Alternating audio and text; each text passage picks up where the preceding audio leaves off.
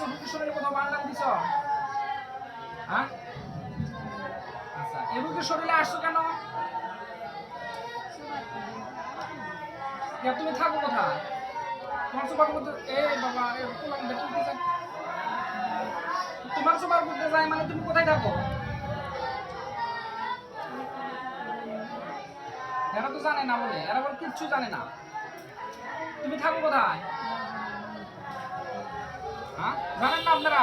না তুমি কবে তো তুমি আসো না দেখো না কোনদিন তোমাকে আমরা চিনি তো না দেখুন তুই থাকস কোনে তাই কত বাবুর নাম কি তা থাকো কেন তুমি? কোথায় থাকো? গাছতলা বাসতলা থাকবো। আর তোমার সামনে যে গেছিল এমনি গেছিল এই রুগী গেছিল নাকি? সব সময় যায়, এর জন্য এই রুগীর কাছে চলে আসছো। চালু করছো এই জন্য এই রুগীর কাছে আসছো। আসার পরে কি কি করছো?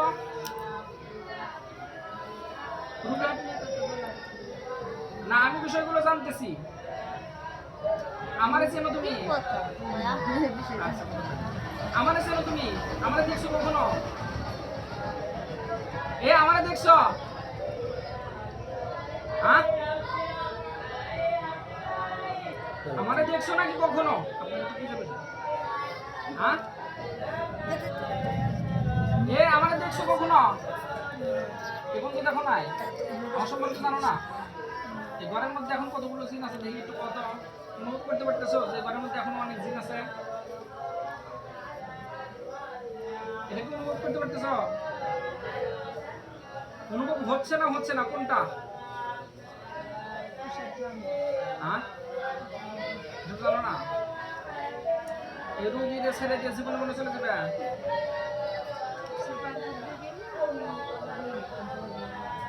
সোফার করতে গেলে আবার ধরবে। হ্যাঁ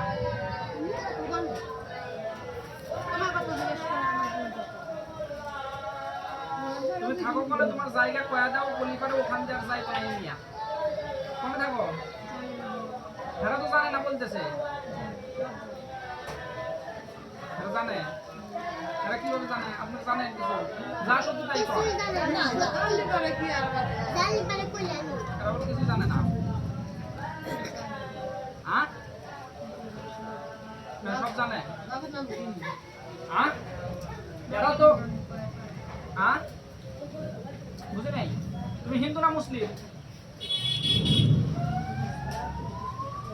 মুসলিম হইয়া একজন মুসলিমরে এভাবে ক্ষতি করা এটা কি তোমার ঠিক? হ্যাঁ আর জীবন মনে আসবে না তো? তুমি পুরুষ না মহিলা? ছেলে? হ্যাঁ তুমি পুরুষ? হ্যাঁ এই রোগীর শরীরে কোথাও বান দেওয়া আছে? হ্যাঁ রোগীর শরীরের কোথাও বান আছে কিনা? হ্যাঁ কোথাও কোনো ধরনের বান নাই? কোনো বান দাও নাই? বুঝতে পারছি। আর জীবনের মনে একদম চলে যাবে। হ্যাঁ তোমার নাম কি?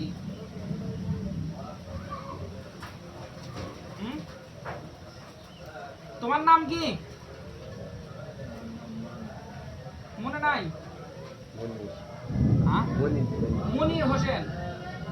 হ্যাঁ মনে নাই? নিজের নাম নিজের মনে থাকে না।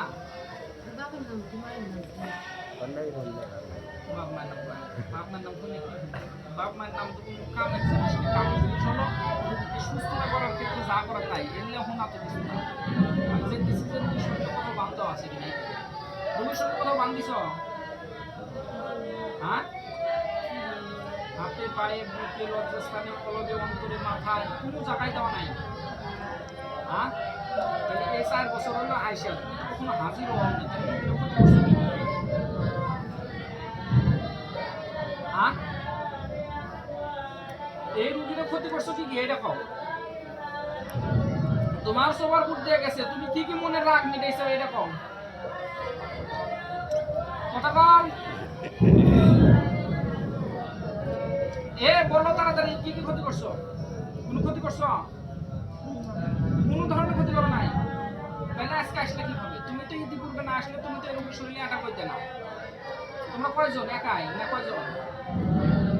একাই? হ্যাঁ, দেখ বাদ দিই একাই বুঝতে পারছি। হ্যাঁ, দেখ বাপ একাই আছে তাহলে তুমি একা আসলে কি হবে? তুমি যদি ইতিপূর্বে এই রোগীরা না ধরতে, তাহলে তো তুমি আজকে এই রোগীর শরীরে আটা করতে না। তুমি তো এই রোগীর শরীরে আটা হইলে কি পাবে? ইতিপূর্বে বিভিন্ন রোগের কাছে নিয়ে গেছেন, এটা কি বুঝছে? এখন বলে হচ্ছে বিয়ে বন্ধ হচ্ছে কি রোগী এমন ধরে তোমার? পাখির মানুষ বাকি শরীর এই দোষ বাকি শরীরের খায়া কাম নাই, নিজের খায়া আর একজনের জন্য কাম হলো। আমি নিজের খায় আমার আত্মীয় স্বজনের আমি কামাই হইরা হেইটা কবিরাজে দিয়ে আমার আত্মীয় স্বজনের বিয়ে বন্ধ হইতে আমার লাভ কি? আপনি করবে বুঝছে এই ধরনের এই যে আশা সব পেলে পেলে দিয়ে পানি করে দিচ্ছে তাই নদীতে বাসা দিচ্ছে এই সমস্যা গনে আর কাকার কাছে আপনার কাছে ঠিক হইল।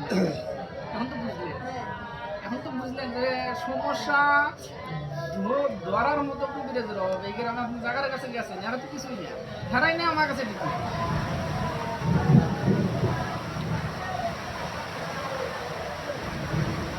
এই এলাকায় তুমি কত বছর হলো থাকো? বাড়ি কত বছর হলো থাকো? হ্যাঁ? তোর বাপ মা কি এখানে তো? মা? মা কোথায় আছে? হ্যাঁ? তাহলে তুমি ব্যবস্থা হবে তোমার মা কি করো? তোমার মা ডাকো। তোমার মা ওরে ডাকলো, বলো হুজুর ডাকতেছে। ডাকো বলছি, তোমার মাকে ডাকো।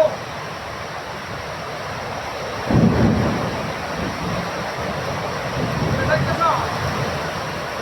কে ডাকতেছ নাকি? কি বলে? হ্যাঁ?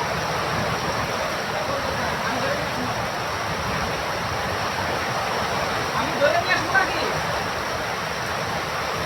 তোমার মায়ের আমি ধরে নিয়ে আসবো? হ্যাঁ? আমি ধরে আনবো কিনা? হ্যাঁ? আমি ধরে আনতে পারবো, এটা কি বিশ্বাস হয়? আল্লাহ পাকের কালাম দ্বারা তোমার মাকে তো ধরে আনা হবে, এটা কি বিশ্বাস হয়? হ্যাঁ? এ বিশ্বাস হইতেছে না? হ্যাঁ? দেখো, তোমার মাকে এখন আমি ধরে নিয়েছি।